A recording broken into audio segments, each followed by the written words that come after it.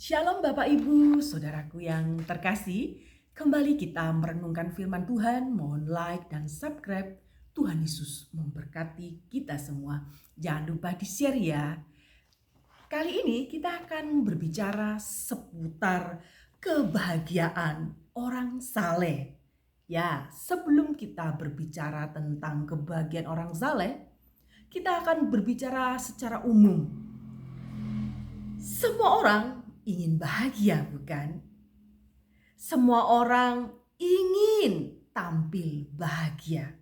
Usaha mencapai kebahagiaan beraneka ragam tentunya. Memiliki hobi, menekuni hobi lah, berkumpul dengan orang yang sefrekuensi, memiliki usaha, bekerja dengan keras supaya bisa jalan-jalan ke luar negeri, healing-healing, makan-makan. Ya, semua orang selalu bercita-cita ingin bahagia di dalam hidupnya. Bapak Ibu Saudaraku, bahagia orang saleh. Ada dua alasan bahagia dari orang saleh menurut Mazmur pasal 16 ayat 1 sampai 9 saja yang kita akan baca. Bahagia orang saleh, jagalah aku ya Allah, sebab padamu aku berlindung.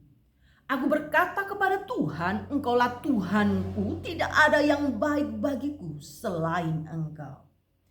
Orang-orang kudus yang ada di tanah ini, mereka orang mulia yang selalu menjadi kesukaanku. Bertambah besar kesedihan orang yang mengikuti Allah lain. Aku tidak ikut mempersembahkan korban curahan mereka yang dari darah, juga tidak akan menyebut nama mereka di bibirku. Ya Tuhan, Engkaulah bagian warisanku dan pialaku. Engkau sendirilah yang meneguhkan bagian yang diundikan kepadaku. 6. Tali pengubur jatuh bagiku di tempat-tempat yang permai, ya milik pusakaku, menyenangkan hatiku. Aku memuji Tuhan yang telah memberikan nasihat kepadaku. Ya, pada waktu malam hati nuraniku mengajari aku. Aku senantiasa memandang kepada Tuhan karena Ia berdiri di sebelah kananku. Aku tidak akan goyah. Sebab itu hatiku bersukacita dan jiwaku bersorak-sorak, bagian tubuhku akan diam dengan tentram. Puji nama Tuhan. Bapak Ibu Saudaraku,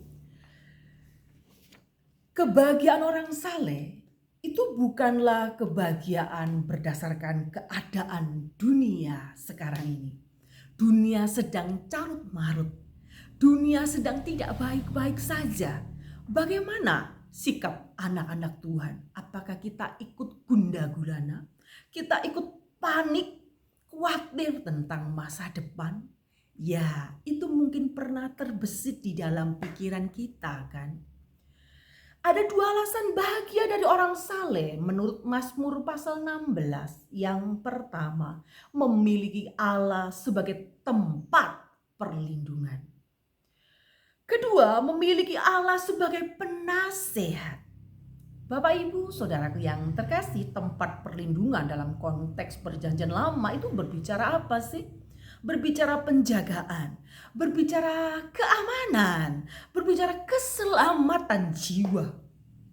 Mazmur pasal 16 ayat 1 sampai 2 memiliki Allah sebagai tempat perlindungan lahir dan batin tentunya, ya.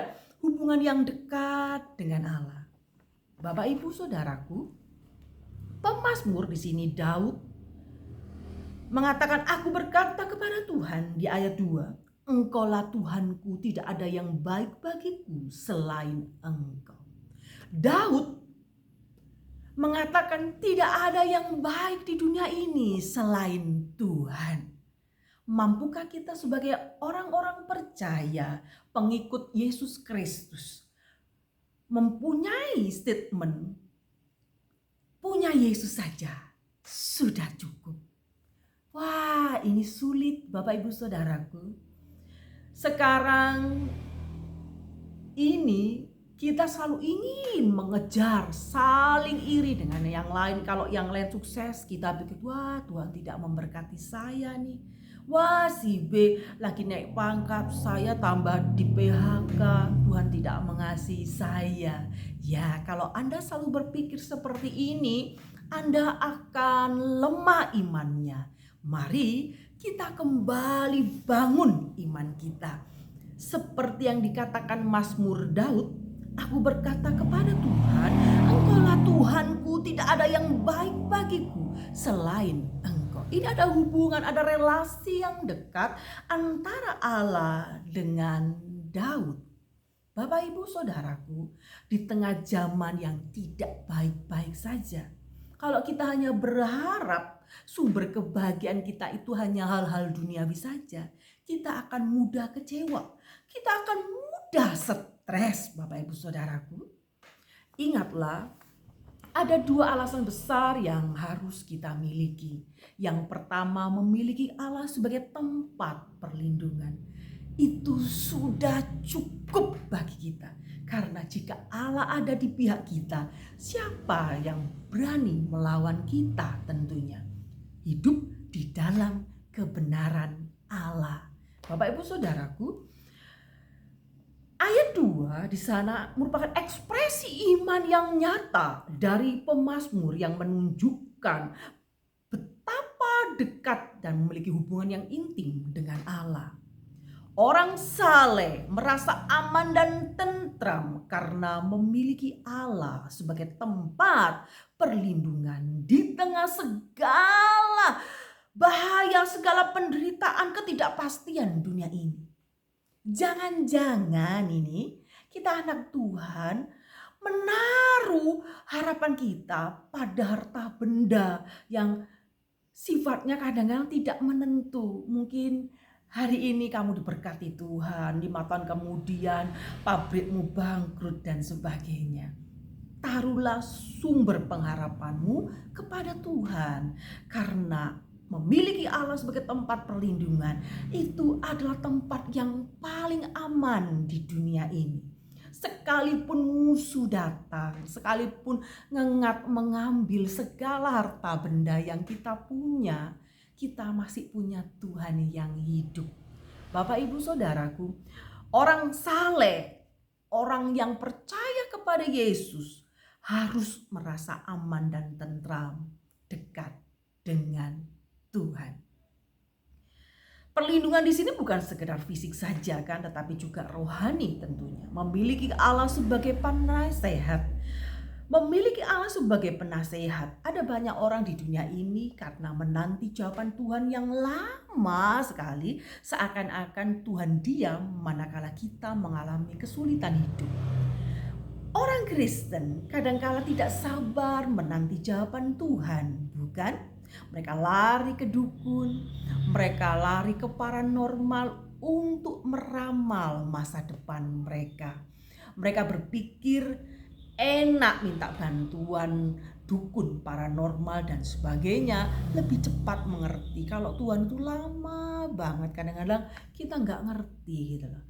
Bapak Ibu Saudaraku, memiliki Allah sebagai penasehat, meminta petunjuk kepada peramal itu justru itu menyesatkan, itu menandakan Anda tidak menaruh harapan kepada Tuhan. Orang datang ke peramal itu karena apa? Ya karena mereka khawatir tentang hari esok, pingin jawaban yang instan, ya kan? Tuhan tidak hanya melindungi tetapi menuntun umatnya dengan hikmatnya yang sempurna. Bagaimana ya caranya kita bisa mengerti cara Allah menuntun kita? Ya, setiap hari kita harus mendekatkan diri kepada Tuhan. Kita tidak bisa hidup tanpa Tuhan tentunya kan? Kebahagiaan orang saleh bukanlah kebahagiaan berdasarkan keadaan dunia yang berubah-berubah seperti harga emas yang naik turun atau naik dan naik, ya bikin stres kadang-kala. Bersandar penuh kepada Tuhan. Kebahagiaan, sukacita orang percaya itu sebenarnya terletak pada apa yang Tuhan sudah lakukan bagi kita. Bukan terletak kepada apa yang sudah Anda hasilkan atau ya menunggu Tuhan menjawab doa-doa kita dong. Kalau tidak dijawab ya mana ada sukacita. Seringkali kesulitan ekonomi membuat orang itu bermuram hati, membuat sulit untuk bersyukur ya Bapak Ibu Saudaraku. Manakala tidak punya uang, anak sakit, sekolah harus bayar buku dan sebagainya, pengeluaran banyak ya, tetapi pemasukannya tidak sebanding. Kadang-kala kita menggerutu, orang lain kok diberkati Tuhan, kita kok tidak. Tetapi Daud menulisnya di dalam Mazmur pasal 16, dia selalu berkata, Engkaulah Tuhanku, tidak ada yang baik bagiku selain Engkau. Ya Bapak Ibu Saudara, aku senantiasa ayat 8 memandang kepada Tuhan karena ia berdiri di sebelah kananku. Aku tidak akan goyah. Sebab itu hatiku bersukacita, jiwaku bersorak dan tubuhku akan diam dengan tentram. Mintalah Allah selalu menyertai jalan hidup kita. Kita tidak perlu takut dengan kejutan zaman, karena Tuhan selalu beserta dengan anak-anak Tuhan. Memang kita tidak bisa menolak penderitaan. Kita ini tidak menanti penderitaan, tetapi sebagai anak Tuhan saat penderitaan datang, kita tidak bisa kabur kan, tetapi kita harus merengkuh penderitaan itu. Libatkan Yesus di dalam setiap persoalan kehidupan. Percayalah bahwa kebahagiaan orang saleh itu kalau dia memiliki Yesus Kristus. Sudah tidak ada yang lain. Mungkin saat kita bahagia memiliki anak, memiliki suami, memiliki istri, ada saat-saat tertentu Tuhan ambil mereka. Kita akan kelimpungan sendiri kan. Kebahagiaan itu bersumber dari apa yang Tuhan sudah kerjakan dalam hidup kita. Kita bersyukur untuk perkara mujizat, perkara ajaib yang Tuhan sudah kerjakan dalam hidup kita selama kita hidup di dunia ini. Pertolongan Tuhan datang tepat pada waktunya.